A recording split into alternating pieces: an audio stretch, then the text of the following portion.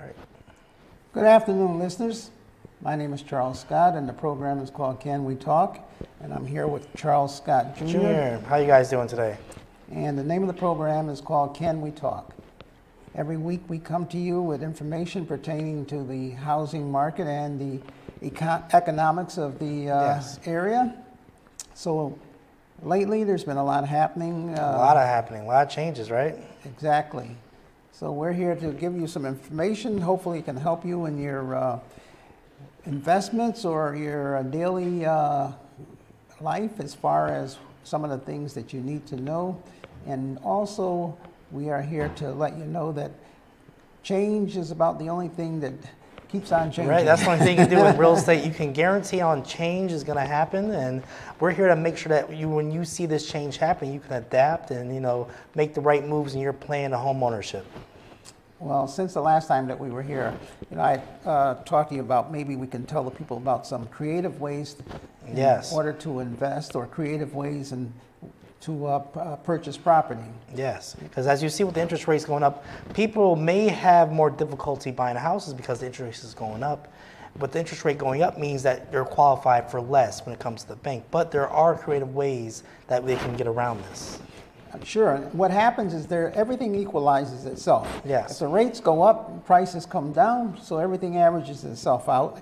And it's still a good time to get out there and still a good time to buy. On top of that, every week we talk about how even though interest rates have gone up, they still have not gone up to the point of where it was years ago. Actually, all we're doing really is normalizing everything. It's what you call in the stock market, they call it a correction. Yes, a correction. Just a correction. Things can't keep going up and up forever. For example, the prices of homes can't keep going up and up and up and constantly going up to the point of where, we expect them to go up, but, a little bit at a time, not in giant steps as has happened in the past. We've seen in the past years drastic increases in equity, 40, 50% in some households. Right. And, for example, YouTube, going back about 6 months ago, you can go viral, you have an open house, 25, 30, 40 people show up. Now it's back to normal. Normal open houses, you get maybe 5 or 6 people, and so it's back to that. So any of you out there that were sitting back and waiting on the market, now's a good time to get out there. Now's a good time to give us a call. And if you're selling and you price your house right, now's a good time to sell also. Yes. So it's a good time for both. If you're looking to sell a property and it's priced right, people still have to live somewhere. So things are still, looking good for both sides right now. Like you said, we're going back to normal how the traditional real estate industry is. Houses going on the market and staying on for a couple months and looking for the right buyer. Right, and the same thing is happening with rents. I noticed that the rents are starting to stabilize. In some cases, the rents are coming down a little bit. So it's good for the economy. It's good for everyone all the way around that things go back to normal. And even with the Federal Reserve, they're increasing the rates to try and bring down the inflation. And so if we can get some of the prices down, even with gasoline, look at the gas prices are going down. Very impressive. Gases I've seen down to $2.99 in some places. Back from, if you follow our episodes every Monday, we were talking about gas, a few months ago, being $4 and $5 in some cases. So with the gasoline prices going down, so that's a good thing. Very good. Since we were here the last time, there's been quite a bit of things that have happened. Yes. And we thought we'd talk about that today and show how it affects your life. One of the major things that have happened is the hurricane. Oh, yes. I was going to mention that. Yes, the hurricane and the real estate down there and the people affected, they're in our prayers. It's been very devastating. Oh, sure. And you may say, well, how does that affect you? Well, what happens is that when you are purchasing insurance companies have charts. Yes. And they have they look at things and they say, okay, we can't say exactly what's going to happen, but they figure out what is going to happen within the next year possibly. How many fires are we going to have? And how many claims will we have, and how much money will we have to pay out? And that's what they base their rates on. Exactly. And then they look ahead. Well, what's going to happen in the next 10 years? So they try to get an idea. And then when it comes to storms, they say, well, what can happen in the next 100 years? Yes. My father's mentioning what they call the flood map. You see these insurance companies have flood maps. They look at the area and they say, we look at these areas, what are they prone to do over the next 100 years? Would they be closer to the water? Water's always moving inland, as the shore, Right. brings off the land. And as what they're saying is, hey, we may have to charge this person a larger premium because there's a risk that there's a giant storm, they may have flooding issues. And then they have maps, and the maps show what can happen in the next 100 years, what can happen in the next 500 years, Yes. and what can happen in the next 1,000 years. Well, believe it or not, the storm they had in Florida was supposedly 1 in 1,000 years. Yeah, that was, wow. That was like caught everybody by surprise. Because Yes. what they're saying is storms like that only come once in 1,000 years. And it just so happened that we all lived to see it. And unfortunately, it was devastating. Yes. But now the insurance companies have to go back into their drawing board and start revisiting all of their insurance rates. Yes. Especially when it comes to the flood insurance. Now, when it comes to the flood insurance or any insurance, they take and they figure out all of their claims and then they spread the risk all across the United Yes. States. That's So very that true. means here in Connecticut, we will be paying more money for flood insurance with the FEMA. Because what happens is the insurance company, they were saying some insurance companies may even go bankrupt. Yes. Business, Some might go bankrupt. because of all of the claims this is like billions. So this is, They said 60 billion. Just about. $60 billion, and that's not even considering all of the claims. Yeah, they're still calculating it right now. Now, what is going to happen is they're going to spread that cost across the entire United States. And like my father said, some companies might go bankrupt. And what that's going to do is going to change the way flood insurance works going forward.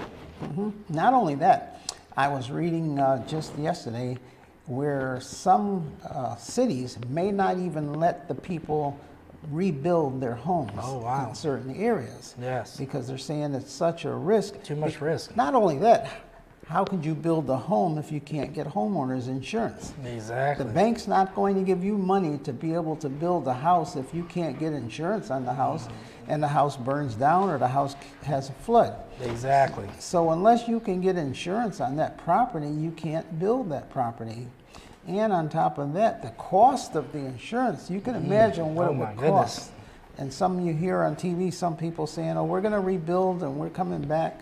And the problem is that the city may not let you come back. Exactly. And the insurance companies may not give you the insurance, so you may not be able to. On top of that, much of the land, when the water came in and the water went back out, it took the land Yeah, it took the land with it. It took the land Isn't with that it. something? Yes, very know? true. We were looking at TV the other night, and it was amazing where it showed what was it, like a big basin of water. Oh, yeah, the Gulf right there. Showed Gulf. the water there. And after the storm, the water was gone. Was sucked up by the Just, storm. it was just dirt. Just dirt. The entire Gulf was empty, no water, because all the water in there was pushed into the city. Yes. And then what happens is the water recedes, and the water comes back and fills back up into the And remember into what they the said, ocean. there was less water. So that means some of that water is going to be permanently in some of those spots. Some of those spots into the ground. Yes. So again, how does that affect you? Why are we talking about this? Because even though we're on the East Coast, it's going to to affect the Yes. insurance rates, and it's going to affect how properties are built. Very true. Because like my father said, these once-in-a-lifetime storms are becoming 3 times in a lifetime, 4 times. They're happening more and more. They're more common, especially with some people that say global warming might be a tribute to this. So what's going to happen now, these flood insurance, or these companies are going to start being, I would say, more strict with the flood insurance as far as increasing the prices and determining whether they want to insure or not. The other thing is that the building departments are going to put codes in that will assist in alleviating the flood damage.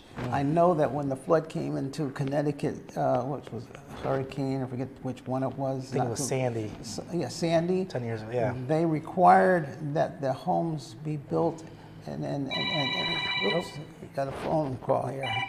They required that the houses be elevated. So if you're going to have a if you're going to have a house and you're going to build the house, you can't build the house 5 feet up, you got to build the house 20 feet up. Exactly. And then you got to have stairs that go up into the property. And so and then the other thing is that the concrete that goes around the property. Oh, yes. They're going to require that the concrete and then the sump pumps. So what happens is the town will request that the entire property be set up so that it can be flood not resistant, because it can't be 100%. It can't be 100% resistant. 100%. But what they will do is they will set it up so that there will be less damages. Yes. So see, these are some of the things that are going to happen, and these are going to be, I'm sure that building officials all across the United States are meeting after this. Oh, yes. And they're going to sit down and they're going to say, what can we do to make it so that we won't have as much damage? Exactly. Look at in Florida now. I'm sure in Florida, a lot of these homes were built to withstand so much wind. Yes, right. And now when they build those homes, they're going to have to be more sturdy, more concrete, more steel beams. A lot of changes are going to be made. Now with that, it's going to come increased costs. I mean, to rebuild these houses is going to cost a lot more, not with just the inflation, attributing to it, but now with the more stricter guidelines when building these houses. And then when you add to that, like the storm could not have come at a worse time. Oh, no, right? Oh, my goodness. It was like, already we were complaining about high cost of building. Yes. High cost of wood, Supply high chain, cost of steel. hard to get Just supplies. getting the materials. Yes. For one house. Let alone a whole neighborhood. One house. I know we were having trouble getting appliances, right? Appliances, Just stoves. A stove, refrigerator. Yes. Many homes in the last 6 months have been built, and the owners were waiting for the appliances. Yes. What do you do when there's 10,000 homes Exactly. waiting for the same appliances? Same appliances. Very So true. there's going to be a lot of changes and a lot of pain that's going to occur, and then the interest rates going up. So, unfortunately, the United States, we've gotten through this before, and Yes. we'll get through this, but there will be changes. There'll Now, be changes, definitely. what you have to do is figure out, okay, how do you adapt to this? In the past, I've always told people, when you're buying a house, always check to see if it's in a flood area. Yes, very true. Maybe explain to them why. Yes.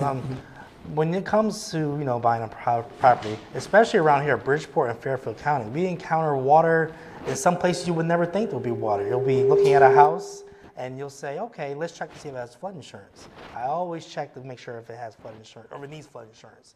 And when you look at the map, you'll see, wow, the river runs right through the town. This house is really on the fringes of it, and it needs flood insurance.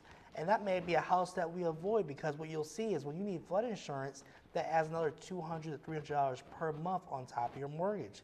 And if you're doing FHA, which is, a sponsored government loan, you have to get their insurance, which is the FEMA flood insurance, which is way more than the private insurance. And what have you been hearing about FEMA? Yes. FEMA. FEMA is the government agency that's sending all of the tractor trailers down there, all of the generators down there, the Yes. water. So FEMA's putting out a ton of money, a lot of money. And they have to go up on their rates to get that money back in. Yes. And those FEMA rates are across the United The States. entire United So, States. it is like everybody shares. The guy that has the car accident, they pay out, but then they go up on the rates of Everybody else. Everybody is driving. Yes, yes. Some people may say, oh, that's in Florida. We're up in Connecticut. It won't affect me, but it will affect you. It will affect the entire United States. Right, especially if you have coastline. Yes. If you got or like you said, it could be inside of a city where it dips down.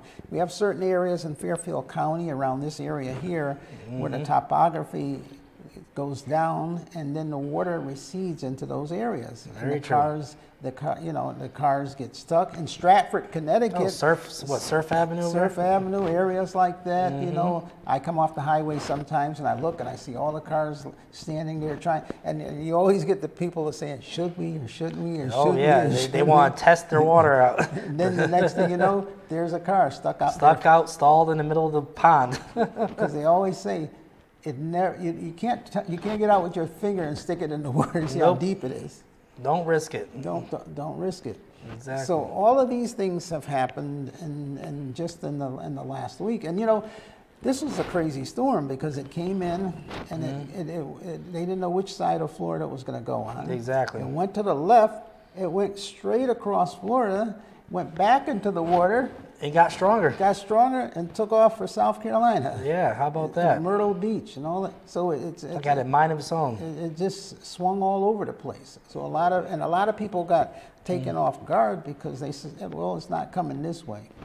So that's one of the things that we wanted to talk about, and how it affects you is that Yes. if you're looking to purchase a property, make sure that the property, number one, does not have flood insurance, or if it does have flood insurance, factor that into your purchase. Yes, factor that into your purchase and be ready to experience those increased costs. Exactly. The other thing I want to talk about today is creative ways to Yes, I was purchase a gonna say property. easy ways or creative ways to find Creative ways. financing. What do you do? In other words, let's say interest rates are going up, and let's say you say, okay, I want to hold off and I want to wait to buy because of the interest rates. Well, look at it this way. What if you did some creative financing and asked the seller to help finance the property? You say, well, This is possible. How does that work? Well, I always, I took a course once years ago in how to invest in property and how to buy property with nothing down. You see all these courses on TV. Right. No money down. No money down. How do you buy properties with no money down? And it was really interesting. And believe it or not, I tried it a couple times and it works. Yeah. First thing you have to find out, number one rule, what is the seller going to do with the money from the sale of the property? Yes. The reason why is because the seller, everybody assumes, well, the seller's going to get this money and go spend it. But no, the seller's got to have a reason for selling, and the seller's got to decide ahead of time what they're going to do with the money because it has tax problems. Yep. If the seller sells a property and makes a ton of money on the sale, guess who's in line waiting with their hand out? Uncle Sam. Uncle Sam's first. He wants to get paid. Capital gains. Capital gains. So Yes. So if a seller is selling a property and making a ton of money, his accountant is saying, well, this is how you have to do this so that you pay less tax. What if the capital gains is, let's say, 20%? So that means 20% of the profit that person makes, they got to write a check out for Uncle Sam. Right away. So Definitely. You make $100,000 profit, there's $20,000 you just hand it over to Uncle Sam. So there's other ways in which you can do it. Maybe the person doesn't need all the money all at one time. So the accountant is going to say, well, look, don't take all of the money all at one time. Take it a little bit at a time. And that way there, let's say the property is selling for, let's say, $300,000. And you go to the seller and you say, look, I want to buy your property for $300,000, but the interest rate's a little higher, and I only want to finance half of it. Will you be willing to hold a note for the other half? What that means is that the seller will say, okay, and you say to him, the reason why it would be beneficial for you to do that is I can pay you in the next 10 years all of the rest of the money, but by me paying you a little bit at a time, you're not going to pay taxes on the whole amount.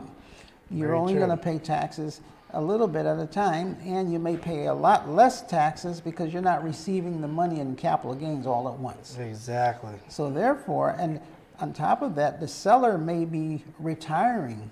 So the seller wants income. That's the true. seller's not going to take the whole amount of money and go spend it right away. The seller is only looking for a little bit of money every month to supplement their retirement. So it's a win-win situation where the seller can also get a monthly income coming from you in the form of the mortgage that you're paying him back, Exactly. which is the $150,000, and they have the $150,000 that the bank gave him or you gave him.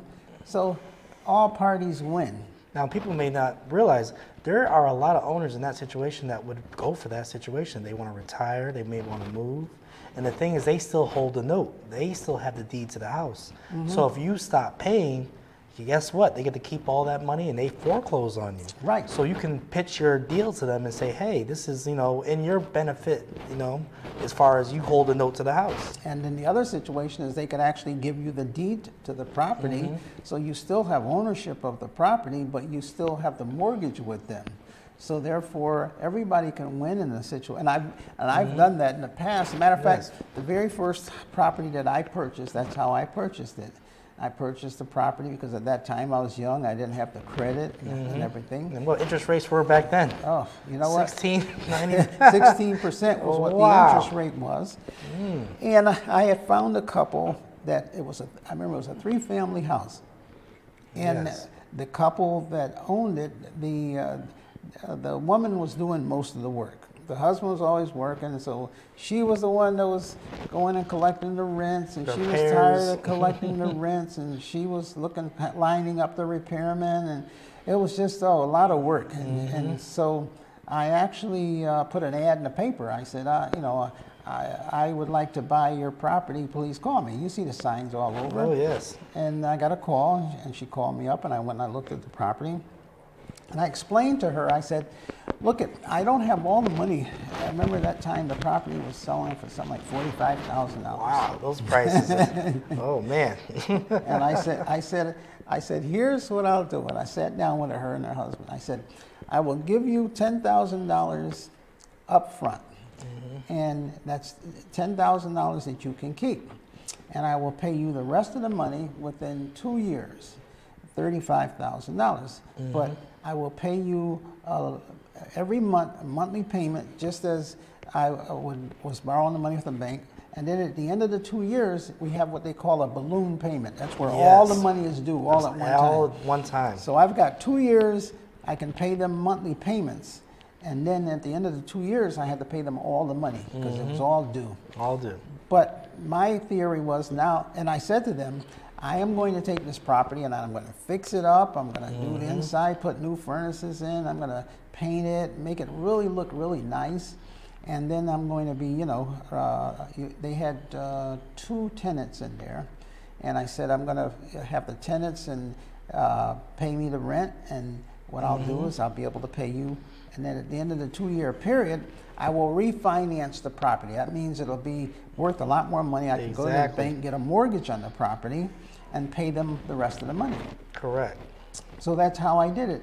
And I had 2 years to pay them back. 2 years. And I did it within 8 months. Oh, wow. See, I didn't take the whole 2 years. Didn't take the whole 2 years. So I got in there and I went crazy. I was fixing up. My brother was a new plumber. furnace and put everything. The furnaces in, and we painted, and we were I was in the middle of the night hammered because everything that I did to that property, I knew was money in my pocket. Exactly. And I knew that the quicker that I got it fixed up, the quicker I could finance it.